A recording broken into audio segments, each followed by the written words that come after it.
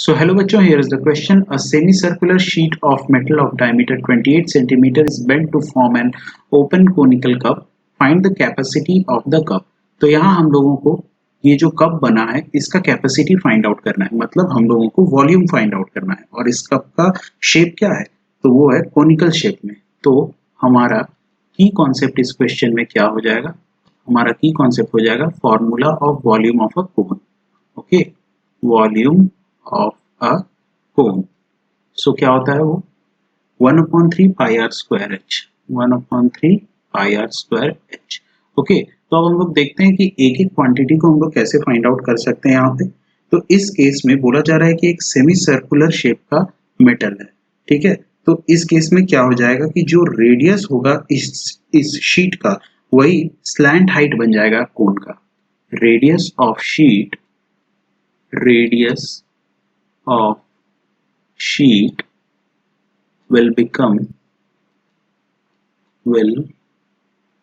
the slant height, of cone. So हम लोगों को यहाँ से कोन का स्लैंट हाइट मालूम हो गया, और वो कितना हो जाएगा, रेडियस हो जाएगा 14, क्योंकि यहाँ पे डायमीटर सर्कुलर शीट का है 28, तो रेडियस हो जाएगा 14, तो इसलिए स्लैंट हाइट कितना हो जाएगा, स्लैंट हाइट भी हो जाएगा 14 सेंटीमीटर। ओके, तो अब जो सर्कमफेरेंस होगा इस शीट का वही सर्कमफेरेंस भी होगा जो कोन हमारा बनेगा उसके बेस का।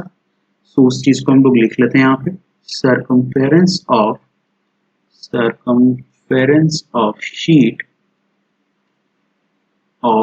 Sheet will also be the circumference of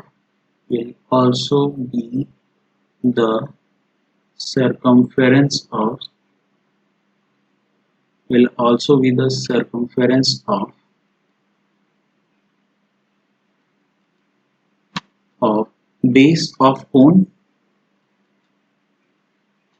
तो कोन का बेस किस शेप में होता है, वो होता है सर्कुलर शेप में। तो इसका मतलब क्या हो गया कि ये जो सेमी सर्कल है, सेमी सर्कल का सर्कमफेरेंस कितना हो जाएगा, पाई आर।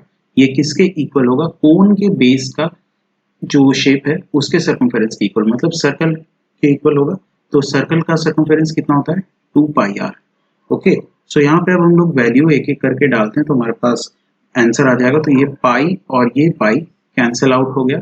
यहाँ पे जो रेडियस है, रेडियस यहाँ पे कितना है 14, डायमीटर दिया हुआ था 28, तो रेडियस कितना हो जाएगा 14। और इस केस में रेडियस हम लोगों को फाइंड आउट करना था 2r। सो ये 2 कैंसिल हो जाएगा 7। सो हमारे पास radius of the base of cone is equal to 7 आ गया, ठीक है। सो इसी को हम लोग लिख लेते हैं, therefore radius of the base of cone is equal to 7, ठीक है। अब हमारे पास स्लैंट हाइट का फॉर्मूला हम लोग जानते हैं। Will proceed in the next slide. तो स्लैंट हाइट का फॉर्मूला यहाँ से हम लोग जानते हैं, L square is equal to R square plus H square. तो यहाँ से हम लोग एच स्क्वायर फाइंड आउट करने का कोशिश करेंगे, तो उसी को हम लोग लिख लेते हैं। Now we know L square is equal to R square plus h square. So h square will be equal to root over L square minus R square।